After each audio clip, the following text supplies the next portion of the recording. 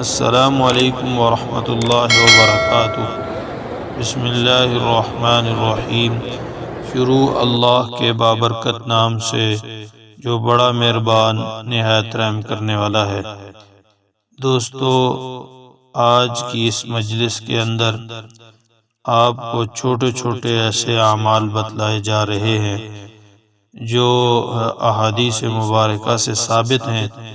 عمل چھوٹا ہے لیکن اجر و ثواب ان کا بہت زیادہ ہے۔ جابر ابن عبداللہ رضی اللہ تعالی عنہما سے روایت ہے کہ انہوں نے نبی کریم صلی اللہ علیہ وسلم کو ارشاد فرماتے ہوئے سنا، جب آدمی اپنے گھر میں داخل ہوتا ہے اور داخل ہونے اور کھانے کے وقت اللہ تعالیٰ کا ذکر کرتا ہے تو شیطان اپنے ساتھیوں سے کہتا ہے، یہاں تمہارے لیے نہ رات ٹھہرنے کی جگہ ہے اور نہ رات کا کھانا ہے۔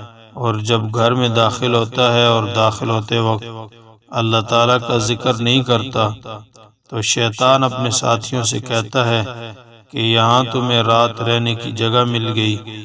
اور جب کھانے کے وقت بھی اللہ تعالیٰ کا ذکر نہیں کرتا تو شیطان اپنے ساتھیوں سے کہتا ہے، یہاں تمہیں رات رہنے کی جگہ اور کھانے کی جگہ بھی مل گئی ہے۔